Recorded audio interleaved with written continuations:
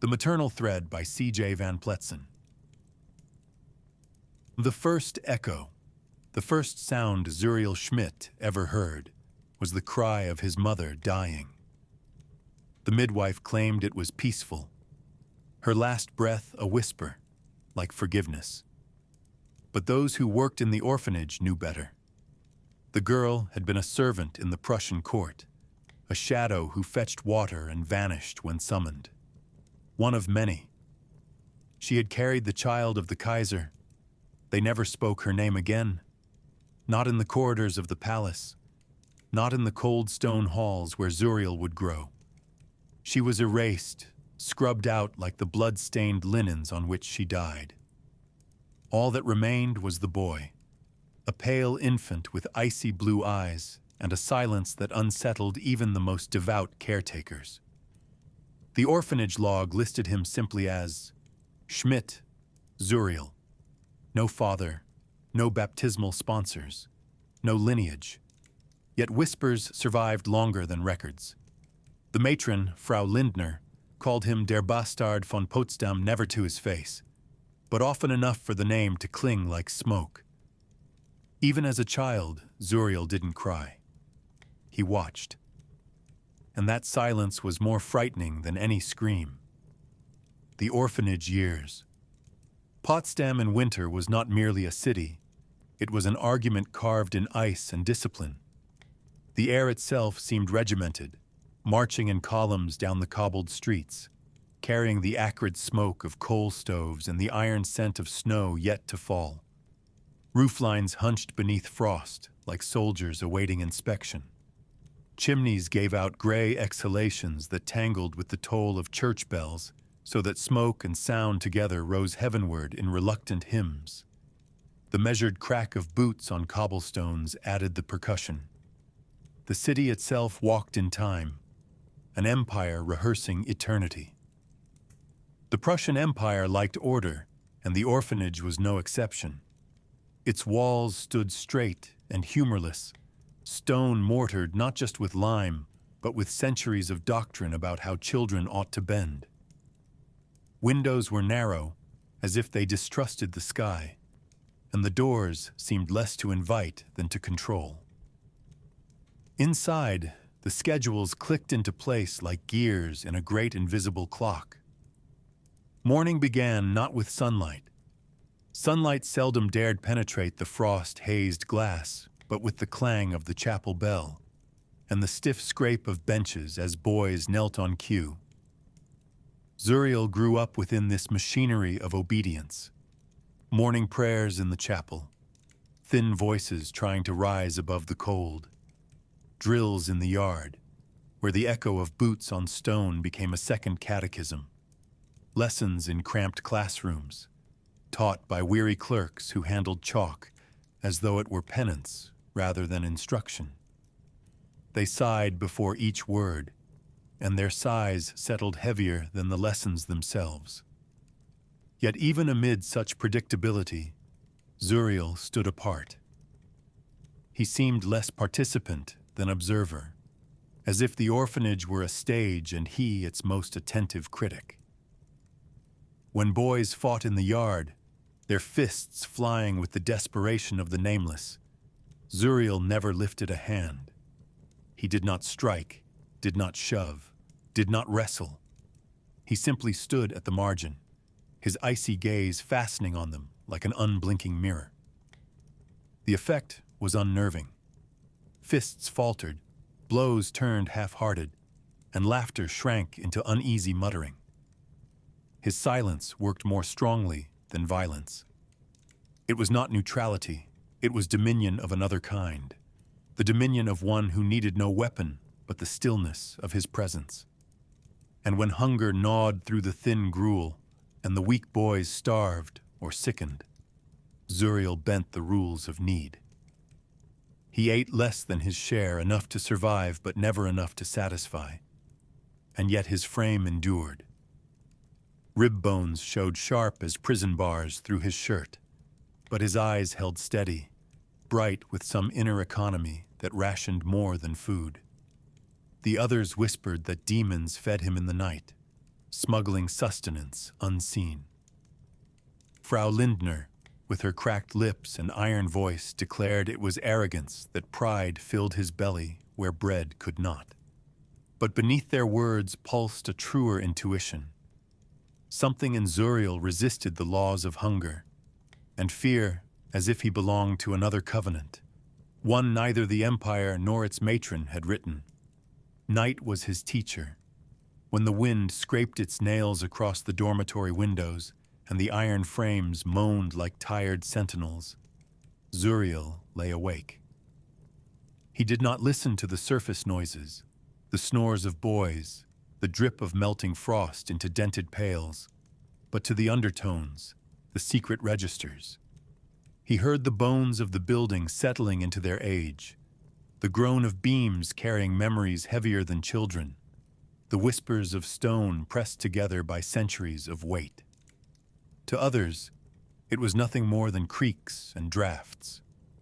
To Zuriel, it was memory itself, speaking in timber and lime. And sometimes, though he told no one, he felt as if the walls spoke not only of the past, but to him directly. Their murmurs carried names not on the orphanage rolls, echoes of lives erased, children who had breathed and been forgotten. The building, like him, stored what history tried to wipe away. He came to believe that if silence had a language, it would sound like the settling of old beams, the mark. On his 10th winter, when snow wrapped the orphanage courtyard in white shrouds and even breath crystallized like glass, Zuriel discovered the mark. It revealed itself not in ceremony, but in the ordinary act of washing before chores. He rolled up his sleeve, and there it was, faint but unmistakable, a birthmark tracing the inside of his wrist. Its shape curled like a vine in mid-spiral, a coil seeking completion, as though it longed to wind itself into eternity, but paused halfway. At first, it seemed nothing more than a curiosity skin's accident, a whim of blood and pigment. But when the priests glimpsed it, their faces darkened. One muttered that it looked like a sigil. Another whispered the word chain with a tremor, as if it bound more than flesh. They crossed themselves and pressed their fingers harder to the crucifix, as if to push back the possibility of meaning. Zuriel said nothing. Words would have been a concession, an admission of mystery. Silence was better armor. Frau Lindner, unwilling to let sin linger unwashed, once tried to scrub it away. She boiled water, stirred in lye until the steam stung the nostrils, and seized his wrist. She scrubbed until the skin reddened and bled, until Zuriel clenched his teeth so tightly the air in his lungs grew sharp. The mark remained, pale and indifferent beneath the torn skin. It was as if the vine were etched deeper than flesh, carved into essence itself. She spat when she saw it afterward, muttering that no soap could cleanse what blood had already chosen. From then on, Zuriel concealed it. He wrapped cloth around his wrist when he worked, hiding it as one hides a dangerous inheritance. But at night, by the flicker of a candle stub, he studied it in secret. The flame trembled in drafts, throwing shadows that made the vine writhe as if alive. Sometimes he swore it glowed faintly in the dark, pale like phosphorus, as though it remembered light from some other world. Other times he saw in it the suggestion of roots digging downward, threading beneath his skin, tying him to something older than he could name. He did not understand it, not fully, yet he knew it mattered. The mark was not decoration, but declaration. It was not his alone. It belonged to something vast, something watching. And though he could not say why, he felt both claimed and condemned by it, as if the world had written its first word on him and now waited, patient, for the rest of the sentence. Shadows of blood. There were whispers even beyond the orphanage. whispers with the practiced discretion of palace corridors and the clumsy enthusiasm of market stalls. They traveled in aprons and in uniforms, wore flower on their sleeves and brass on their shoulders, and knew how to pause when walls grew ears. Court servants said a maid had once been dismissed after she fell ill, that careful phrase which is less diagnosis than broom, a way of sweeping a person into the margins. Others said she had been with child, and you could hear how the words "with child" tried to dress consequence in lace. In kitchens where the copper pots shone like small suns, the story lowered its voice and put on a respectable hat. In the laundry rooms, among steam and soap that scalded hands raw, it took off its shoes and ran barefoot. The calendar cooperated with the rumor. The months lined up like obedient soldiers, their boots polished, their buttons bright. 9 here, then 3, a dismissal in spring, a birth in winter. And somewhere between the two, a silence paid for in installments. The timeline matched Zuriel's arrival into the world too neatly to be coincidence, and too conveniently to be proof. But rumor does not require proof. It requires appetite. And appetite was plentiful in an empire that ate its secrets with a knife and fork. None dared speak it openly within the palace, for the palace had a way of teaching tongues to love their prisons. But children are crueler than adults because they have not yet learned the uses of restraint. Where adults possess euphemisms like furniture sturdy, upholstered children possess sticks and the urge to test what breaks. By the time Zuriel turned 12, Kaiser's bastard followed him through Potsdam's alleys like a stray dog that had chosen its master, panting, loyal, embarrassing. The name padded behind him over cobblestones, slick with meltwater and over summer dust that rose like unbelief. It trotted through doorways ahead of him, wagging a tail of giggles. Sometimes it slept outside and howled at his window. He did not feed it. It did not starve. The city, for its part, provided a stage. Potsdam had squares where soldiers practiced choreography, and women bartered with their elbows, gutters that hosted a parliament of pigeons, bakeries that baptized mornings in steam, and alleys cut so narrow 2 gossipers could touch breath without touching hands. Zuriel moved through it with the grace of someone who knows the street remembers every footstep, including those of the father he had not been given the luxury to imagine. When he passed the guardhouse, he counted the medals as if counting rosary beads reversed. Not prayers, but sins enumerated in shining metal. When he passed the river, he thought the water kept better records than any clerk. Nothing rushed past it without leaving a rumor on its surface. One afternoon, he paused outside a baker's whose ovens had learned the art of consolation. Fresh bread spoke a language the body understood without translation. Crust crackling like honest laughter. Crumb soft as a promise. The mild anise of celebration. A rumor of caraway sharp enough to make a memory sit up straighter. The window was a sermon in brown and gold.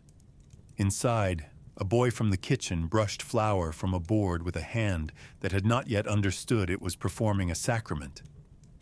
The boys from the city arrived with the timing of a chorus that knew its cue.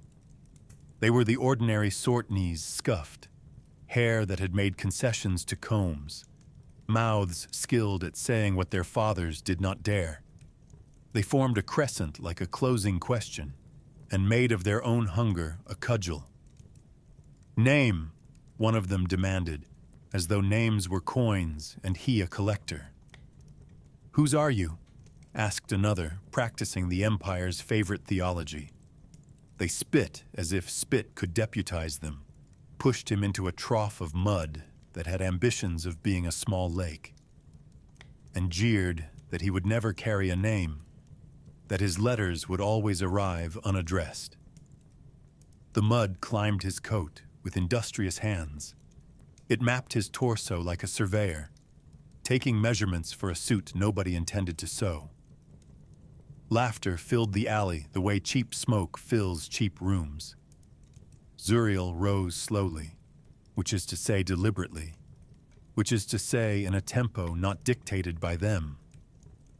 Mud fell from his chin in patient strings, each drop keeping the beat like a metronome learning a new piece. He looked at the boys with the same steadiness he offered to the bitterest winter mornings, as if testing whether they could survive the weather of his attention. He did not strike, he did not shove, he did not scoop up a handful of the alley and return it with interest. He only let them see themselves reflected in a gaze that contained neither pity nor rage, only the inventory of what was. The laughter curdled. It is a delicate food. It spoils quickly when exposed to air that refuses to be impressed. The biggest boy coughed on his own bravado. Another discovered an errand he had forgotten. A third studied his shoes with archaeological seriousness. Courage at that age is a group project. Remove the teacher and the pupils remember they are tired. He didn't speak. He didn't need to. Silence, when carried long enough and with proper posture, grows in sizers. You can hear them click shut even when the mouth does not move. One by one, the boys backed away, not in defeat. Boys are too proud to admit defeat, but with the choreography of a retreat, they could later rename as boredom. After that, they crossed the street when they saw him. They would tell their sisters, if asked, that they took the other curb because the sun was brighter there or because the shoe shop window had a new knife displayed. And boys like to look at knives the way small gods like to watch storms. But the truth moved them. Not strength, not threat. The knowledge that certain silences do not negotiate. Yet the name did not entirely leave. It hung in the air like old smoke. It braided itself into days as smell does into coats. Zuriel learned to walk within it the way a man walks in a coat that is not his size, aware of the seams, mindful of the shoulders. When the word bastard floated near, he caught himself wanting to examine it like an artifact. How had it been used? By whom in what era? What cruelty had it been designed to make efficient? On better days, he gave the word a bemused glance and let it pass, the way a stoic watches weather. On worse days, he wondered whether a life could be lived fully with a misprint for a surname. His humor, which visited him rarely but faithfully, like a migration, offered a shrug. If the emperor makes a mistake, does the mistake inherit the empire? The thought wryly warmed him for a second, then left him as most comforts do, gently but completely. At the end of certain afternoons, he would stop at the hovel on the side where reeds sighed, and water lilies insisted that ornament is also a form of endurance. He would look at the river and think, even water cannot choose what it reflects. It can choose only how faithfully. He thought of his mark under its strip of cloth, and the way the priest's hands had trembled, and the way Frau Lindner's scrubbing had failed. Some inherit a crest. He had inherited a vine. The river said nothing. It had work to do, and so did he. The rumor did not decide his path, but it taught him a grammar, a syntax of power and omission. He learned that the world pronounces a man before he has time to reply. And that reply, when chosen carefully, can be a life. He memorized the faces of the boys outside the bakery, not because he intended revenge vengeance is a coin minted with a loud die, and spent too quickly, but because a ledger helps the mind assume order. He did not hate them. Hate is a profession. He was still an apprentice in all things. He simply filed them in the cabinet of things that had tried to name him, and he made space for the day he would name himself. He returned to the orphanage late that day, mud dried into a second skin, bread scent still tucked under the hull of his ribs like a stowaway, and he said nothing to anyone. The dormitory coughed and shifted and muttered its nightly psalms. He lay down and let the boards beneath his pallet speak their old language creaks, tiny thunder, the after-speech of nails. Somewhere a mouse gave a small lecture on scarcity. The wind rehearsed grief at the window, and then decided it preferred anger. In the listening place behind his ribs, where words went to obtain their vases, he felt it again. The slow confirmation that he belonged to a sentence that had started before he entered it, and that one day he would be called upon to provide a verb. Silence, he reminded himself, is not the absence of speech. It is speech's older brother.